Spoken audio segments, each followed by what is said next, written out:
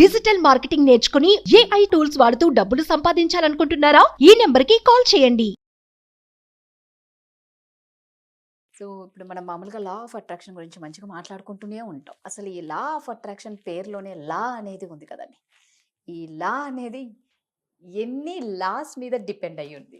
Shiva Om Srimannarayana. Welcome to my home lucky home Vedic Mahavastu and Manisutra.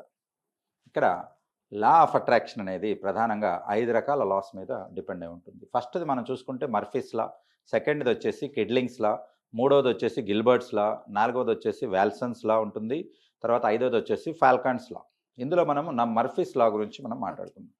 ఏదైనా ఒకటి లా అని ఉందనంటే అది ఇక్కడే కాదు, విశ్వం అంతా ఎక్కడికి పోయినా ఒకే రకంగా పనిచేస్తుంది, అది మారదు.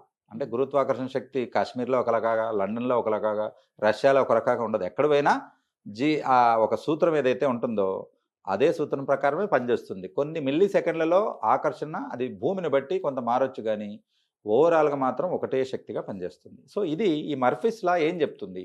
లా ఆఫ్ అట్రాక్షన్లో the more you fear something the more it will happen అని. అంటే మీరు దేని గురించి అయితే ఎక్కువగా ఆలోచిస్తారో అదే ఎక్కువగా జరుగుతుంది. ఇంత కాంప్లికేషన్ వద్దు, దీని పదం ఏంటంటే యద్భావం తద్భవతి. అన్ని అక్కడి నుంచే వచ్చాయి, భగవద్గీతను మాన్యువల్గా చెప్తారు, లైఫ్ మాన్యువల్. మనిషి పుట్టేటప్పుడు ఈ మనిషి ఎలా బ్రతకాలి అనేది మాన్యువల్ భగవంతుడు భగవద్గీత రూపంలో ఇచ్చాడంట, దాన్ని మనం ఫాలో అవ్వాలి. సో అలాగా ఏంటిది అని అంటే మనం ఏ దాని గురించి ఆలోచిస్తామో అదే నీకు జరుగుతుంది. ఇది ఫస్ట్ లా, మర్ఫీస్ లా. ఇది ప్రపంచమంతటా అందరూ విని ఆచరించి దాని గురించి ఫలితం పొందిన వారే. కాబట్టి ఏమని చెప్తుంది? ఇప్పుడు మీకు ఏం కావాలో వాటి గురించి మాత్రమే ఆలోచించండి. వాటికి వ్యతిరేకంగా మీరు ఆలోచిస్తే వ్యతిరేకమైన రిజల్ట్స్ వస్తాయి. నాకు ఇది చేతిలోంచి జారిపోతుందేమో అని అంటే డెఫినెట్గా జారిపోతాడు. కాబట్టి చాలామంది ఉంటారు, ఈరోజు యాక్సిడెంట్ అవుతుందేమో అని అంటే ఆ రోజు డెఫినెట్గా అవుతుంది. ఎందుకు? మీరు మేనిఫెస్ట్ చేస్తున్నారు అవ్వాలి అని.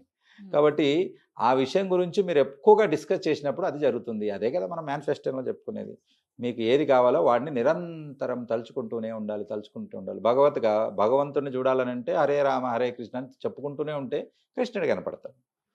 కాబట్టి మనము పూర్వకాలంలో తపస్సు చేసేవాళ్ళని మనం చూసుకుంటాం. అని అంటే ఇప్పుడు శంకరుల వారి కోసమో లేకపోతే విష్ణుమూర్తి కోసమో తపస్సు చేస్తారు. ఏమని చేస్తారు? వాళ్ళ పేర్లు పదే పంచాక్షరి చెప్తూ వారాలు, నెలలు, సంవత్సరాలు గడిచాక వాళ్ళు సంతృప్తి చెంది వస్తారు. ఏంటి సంతృప్తి అనేది? మేనిఫెస్టేషన్. మీకు ఏం కావాలి? ఒక IAS ఆఫీసర్ కావాలి. నిరంతరం మీ ప్రతి కణంలో దాన్ని నింపుకోవాలి. మీరు కాదు, మీ సెల్స్ కూడా అవి IAS, మీ గుండె కూడా IAS అవ్వాలి అనే కొట్టుకోవాలి. అంటే మీ శరీరంలో ఉండే ప్రతి కణానికి కూడా ఇది అలవాటు పడాలి. అప్పుడు మేనిఫెస్టేషన్ వర్కౌట్ అవుతుంది. అప్పుడు అది దారిలో వెతుకుంటుంది. అవ్వాలంటే ఎలా అవ్వాలి? ఎక్కడి నుంచి కావాలి? ఎవరెవరు సపోర్ట్ చేయాలి? విన్నది చదువుకున్నది ఎలా మనం స్టోర్ చేసి పెట్టుకోవాలి? అవన్నీ వర్క్ ఒక ప్రొఫార్మాగా ఒక సిస్టమ్గా అది చేసి మీకు రిజల్ట్ మీ చేతిలో పెడుతుంది. కాబట్టి మనం ఏం చెప్తామనంటే ఏదైనా వస్తువుల గురించి మీరు ఎక్కువగా భయపడితే అవే జరుగుతాయి. కాబట్టి మీరు కొన్ని పల్లెటూళ్ళలో చూస్తుంటారు, వాళ్లకు చేతబడి చేశారు, లేకపోతే దయ్యం పట్టింది అని అంటారు, లేకపోతే వాళ్ళు పిచ్చిగా చేస్తున్నారని అంటారు. అలా కావడానికి కారణం ఈ భయమే. కాబట్టి ఎవరికి కనపడింది మీకు కనపడుతుంది అంటే దాని అర్థం ఏంటని అంటే ఎవ్వరూ భయపడినంత మీరు భయపడుతున్నారు, రైట్? కాబట్టి మీరు నెగిటివ్గా ఆలోచించడం తగ్గించేసేయండి. Anything that can go wrong will go wrong. కాబట్టి ఏదైనా ఒకటి తప్పుగా పోవాలనుకుంటే తప్పుగా పోతుంది అది. కాబట్టి నువ్వు ఆలోచించేటప్పుడే అది పోతుందేమో అని నిరంతరం వాటికి ఎక్కువ ఇంపార్టెన్స్ అనేది ఇవ్వకూడదు. నీ పని నువ్వు చేసుకుంటూ వెళ్ళాలి, డివియేషన్ కాకుండా వెళ్ళాలి. మర్ఫీస్ లా ఎప్పుడు కూడా ఒకటే కాన్సన్ట్రేషన్ పెట్టుకొని చేసుకోవాలి, నెగిటివ్ది మరి చాంటింగ్ చేయకూడదు అనేది ప్రధానంగా చెప్తుంది. కాబట్టి నీకు ఏది కావాలో వాటి గురించే చెప్పాలి, వద్దనుకున్నవి తీసి అటకగట్టేసి పక్కకు పెట్టేసేయాలి. ఇలాంటి పద్ధతి ఒకటి ఉంది. ఏంటంటే మనం ఇంట్లోకి చెప్పులు బయట వదులుతామా, ఇంట్లోకి వెళ్తామా? బయట. దాని అర్థం ఏంటనంటే అందులో ఒక పద్ధతి ఉంది. మనకు సనాతనం నేర్పించిన గొప్ప పద్ధతుల్లో ప్రతి దాంట్లో కూడా ఒకటి ఉంటుంది. ఈ మర్ఫీస్ లా కూడా అదే చెప్తుంది. ప్రపంచంలో ఉన్న విషయాలన్నిటినీ చెప్పులని అనుకుంటే ఎక్కడ తిరిగినా ఎక్కడ వదులుతాం? మనం బయట వదిలేసి ఇంటికి పోతాం, ఫ్రెష్గా వెళ్తాం. ఇంట్లోకి వెళ్ళాక మన ఫ్యామిలీ, పిల్లలు లేదా తల్లిదండ్రులు వాళ్ళ గురించి మాత్రమే మాట్లాడి వాళ్ళతో మాత్రమే గడిపి వాళ్ళకు బయటకు వచ్చేటప్పుడు మళ్ళీ చెప్పులు వేసుకుంటాం, మళ్ళీ టెన్షన్స్ అన్నీ వేసుకొని మళ్ళీ తిరగడం ఉంటుంది. ఇదే చెప్తుంది. చాలా మంది రివర్స్లో చేస్తారు.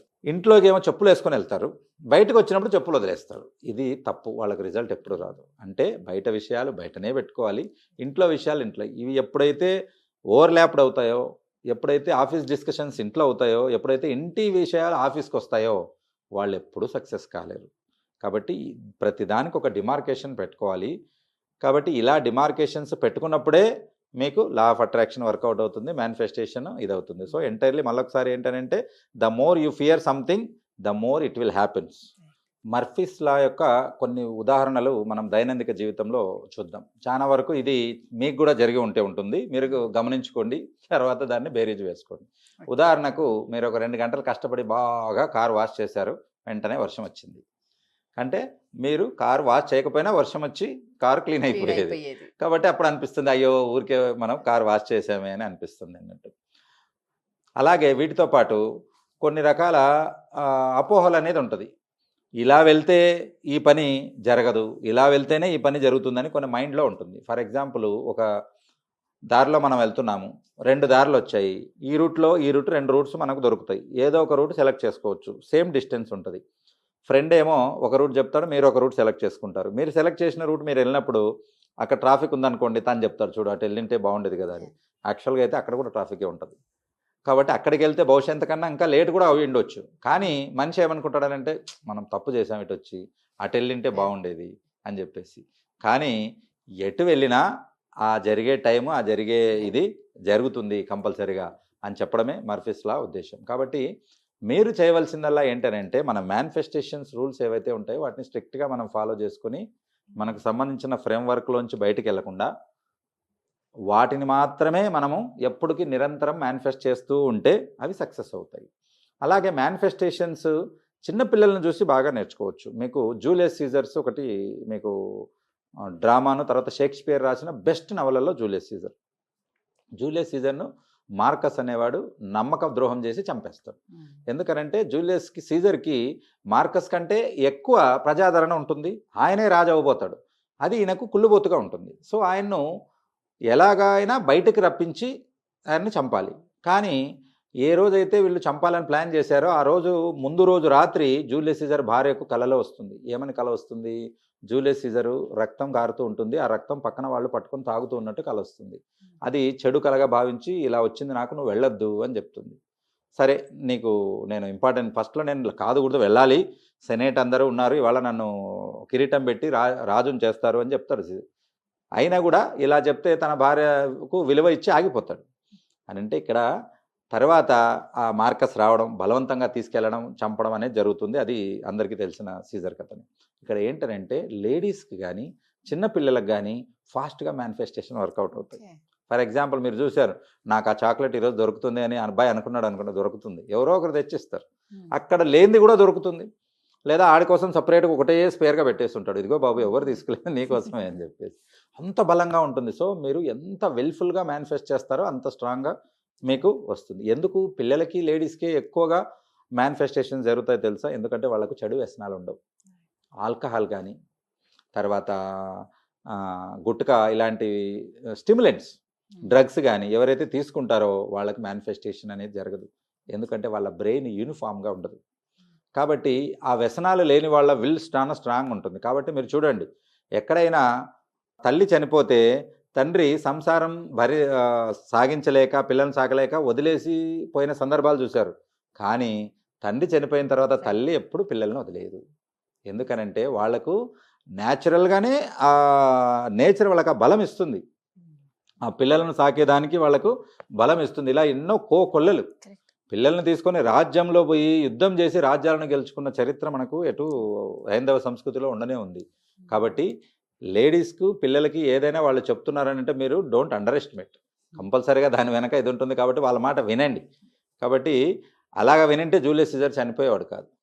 ఎందుకంటే తనకు తెలిసిపోయేది ఎదుటి వాళ్ళు ఇది చేశారన్నట్టు. సో ఇది ఈ మర్ఫీస్ లా యొక్క ఇంపార్టెన్స్ మీరు గమనించండి. దీన్ని మీ జీవితంలో అప్లై చేసుకుని ఉన్నత శిఖరాలకు ఎదలొచ్చు. మంచి మేనిఫెస్టేషన్గా మీరు ఎదగలుగుతారు. Thank you. సుమన్ టీవీలో మీ పర్సనల్ అండ్ బిజినెస్ ప్రమోషన్స్ కోసం కింది నెంబర్కి కాంటాక్ట్ చేయండి.